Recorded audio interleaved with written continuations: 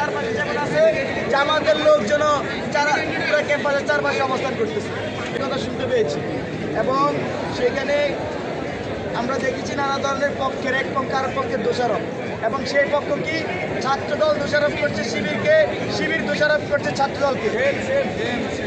কিন্তু আবার একসাথে দেখবেন যে বিএনপির লোকজন পুরো ক্যাম্পাসের চারপাশে যেমন আছে জামাতের লোকজন যারা পুরো ক্যাম্পাসের চারপাশে অবস্থান করতেছে। এখানে সোজা কথা, ক্ষমতার দ্বন্দ্বে বিএনপি এবং জামাত এই ডাকসুতে তাদের ছাত্র সংগঠনকে মুখোমুখি দাঁড় করিয়েছে। শুধু ডাকসুতে নয়, সারা দেশে ক্ষমতার দ্বন্দ্বে বিএনপি জামাত লিপ্ত হয়েছে।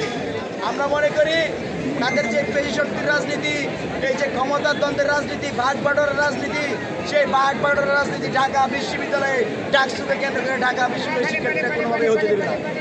বন্ধুগণ, এর আগে আপনাদের সাথে সব কয়টা ঘটনা নিয়ে আমরা প্রায় কথা বলেছি।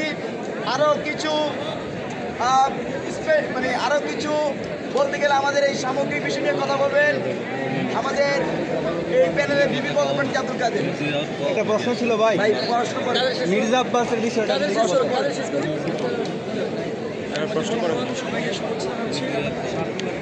আপনারা জানেন, আমরা একটা কথা এখানে স্পষ্ট করে বলতে চাই, আজকে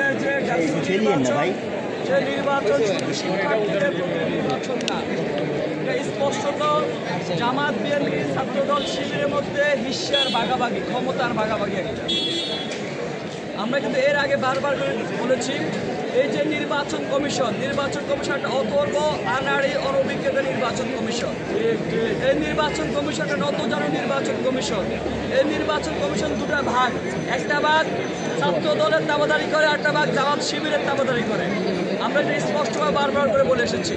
আপনারা অসংখ্য বারবার দেখেছেন যে প্রচার থেকে শুরু করে এর আগ পর্যন্ত মনোনয়নপত্র উত্তোলনের দিন থেকে শুরু করে তারা অনেকগুলো বিধিনিষেধ তারা সেট করেছেন, আচরণবিধি তারা সেট করেছেন, কিন্তু আচরণবিধি তাদের সামনে বারবার করে লঙ্ঘন করেছে।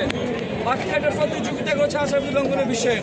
একই সাথে আমরা দেখছি ছাত্রদলের প্রার্থী আচরণবিধি লঙ্ঘন করে ফেসবুক সেটা প্রচার করেছে যে কী করবে দেখো। নির্বাচন কমিশন বৃত্তাঙ্গুলি দেখিয়েছেন, সে নতজানু নির্বাচন কমিশন কোনো পদক্ষেপ নিতে পারে নাই। আমরা আস্থা রাখতে পারি নাই নির্বাচন কমিশনের প্রতি। তারা আবারও বারবার করে বলেছেন যে আমরা ডাকসু নির্বাচন দিন আমরা সুন্দর একটা সুষ্ঠু একটা নির্বাচন আমরা উপহার দিব। আমরা বলেছি আপনারা পারবেন না, কিন্তু তারা বারবার করে বলেছেন যে আমাদের বর্ষা রাখো, আল্লাহ ভরসা আমরা একটা ভালো কিছু করবো। আজকে আমরা দেখেছি তারা যে অথর্ব একটা আনাড়ি অনভিজ্ঞ নির্বাচন কমিশন, সেটা চোখে আঙ্গুল দিয়ে দেখিয়ে দিয়েছে। আমরা দেখেছি একটা গোষ্ঠী, একটা ছাত্র সংগঠন, একটা রাজনৈতিক দল বাহির থেকে মেকানিজম করেছে, একটা রাজনৈতিক দল, একটা ছাত্র সংগঠন ভিতর থেকে মেকানিজম করেছে। আমরা দেখেছি সাদিক কাইয়ুম তিনি ভিতরে গিয়ে ভিতরের বিষয়টা মেকানিজম করতেছে।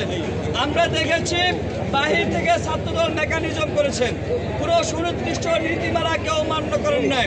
আমি বারবার করে যে চিফ রিটার্নিং কর্মকর্তা যিনি আছেন, অন্যান্য রিটার্নিং কর্মকর্তা যিনি আছেন, তাদেরকে আমি তাদের দ্বারস্থ হওয়ার চেষ্টা করছি, তাদেরকে কন্ট্যাক্ট করার চেষ্টা করছি, তারা আমাদেরকে বিন্দুমাত্র রেসপন্স করেন নাই, ক্ষেত্রে রেসপন্স করছেন। আপনারা জানেন এই টিএসসির মতো জায়গায় ভোট ব্যালট পেপারের মধ্যে সাদিক কাইয়ুম ফরাদের যে নামটা, সে ভোটটা আগে ফিল আপ করা। এই বিষয়ে যখন আমি গোলাম রাব্বানিকে যখন ফোন দিই, তখন গোলাম রাব্বানি আমাকে বলেন যে চিফ রিটার্নিং অফিসার, যে অন্যতম একজন রিটার্নিং অফিসার, তিনি আমাকে বলেন যে কাদের সমস্যার সমাধান করে দিয়েছি। বললাম যে কী সমাধান করেছেন? বললো আমি তো হচ্ছে এই যে ব্যালট পেপারটা পাল্টে দিয়েছি, এটা হচ্ছে তাদের সমাধান। বন্ধুগণ, আমরা বারবার করে বলেছি এই যে নির্বাচন কমিশন, এই যে ঢাকা বিশ্ববিদ্যালয় প্রশাসন, তারা ক্ষমতার হিস্যার ভাগাভাগি করতেছেন, তারা প্রত্যেকে বিভিন্ন ভাগে বিভক্ত তারা দাবাদারি করতেছেন।